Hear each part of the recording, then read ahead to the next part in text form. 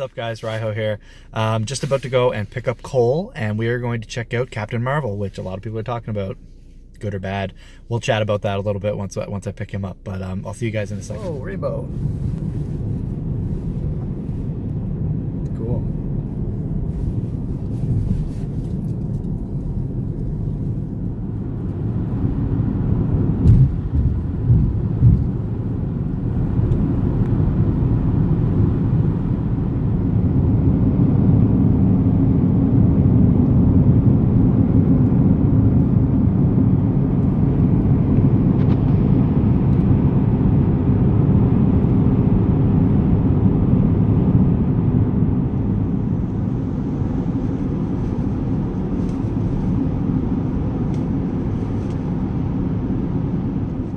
What's up?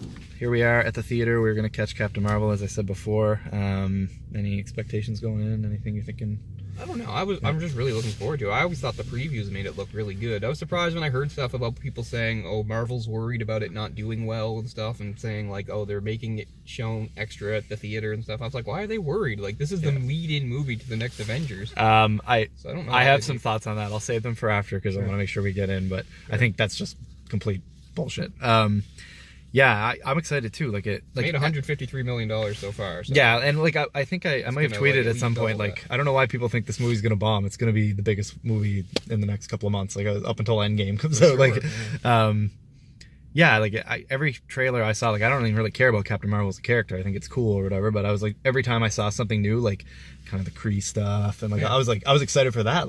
Everything every time they put in a new teaser, I was like, oh, that's cool. It was something different every time. So I've been getting more and more excited for it. So I'm looking for it. Plus, Nick Fury has a big presence in this movie. It's a flashback to when he's a bit younger and stuff, and I think that's kind of cool, giving him a little more to do than just having a couple talks in each movie. So definitely, yeah. I've even heard he's kind of the heart of the movie and holds it together. So that sounds good. Sounds good to me. Yeah, exactly. Yeah. So. Yeah, I'm optimistic. I'm looking forward to it. We're going to go in and check it out, and we'll have a chat with you guys when we get back. All right, we just got out of Captain Marvel. Watched it right to the end. Post credit scene. There's a post credit scene if you're into that. So you gotta do it. Gotta watch to the very end. You gotta do it. What thoughts? What did you think of the movie? It delivered for what I was wanting. I really liked it, and I especially like how comic booky it was. I've heard the sentiment from a lot of people lately, oh, I'm burnt out of superhero movies. I understand that. So if you're burnt out, maybe don't watch this one, because I love how comic booky it was.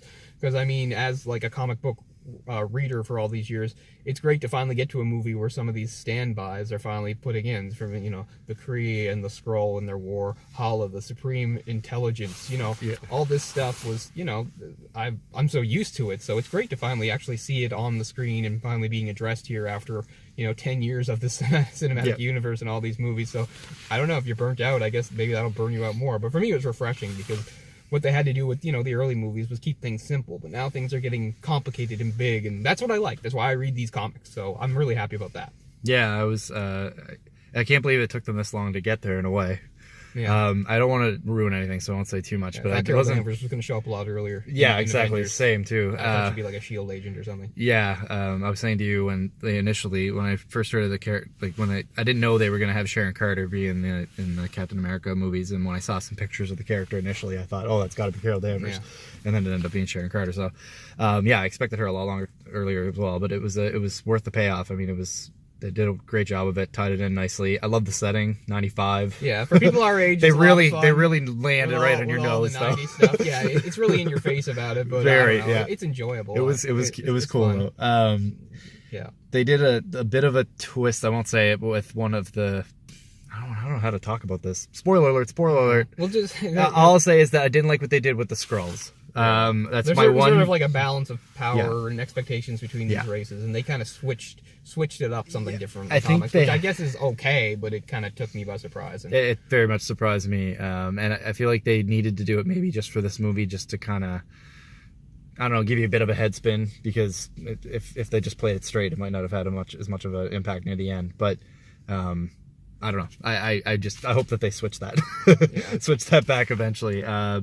But yeah, I did like seeing the Skrulls. It was so cool to finally see them. They nailed the look. Everything looks so good. The Kree, right down to the detail. People, if you're wondering, yes, the Kree basically they have two sort of main races. Some look like Caucasian humans, and others are blue. That is correct. That's not the movie making shit up. That's how it goes. The Skrulls looked, just perfect green and scrolly and everything. The special the battle outfits that the Kree wore. That's exactly what it was, and that is what her Captain Marvel costume is based on. Even with the cool weird I like the that's all authentic. That's all in the comics. So again, it's not them just throwing source material out the window. They're being quite faithful, and I'm happy to see it. They did another kind of a take on Marvel, which I didn't expect, but I didn't dislike. I guess it's okay. They had it. I feel like they felt the need to tie in her powers with kind of everything else. So. Right. And again, I don't want to. So if people are wondering if Marvel is in the movie, yes, Marvel's in the movie, but quite different from the original version. Exactly, and although it all ties together for the storyline, I think it makes sense for the MCU. I think that's for the cinematic universe. I'm fine with it. They made some changes, but I'm okay with it.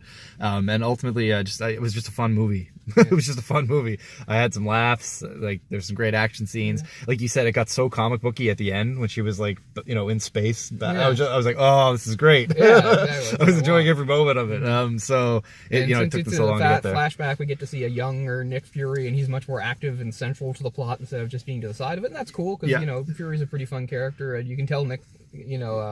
Sam Jackson is having a lot of fun in the role. And stuff, yeah, so exactly. Cool. Yeah.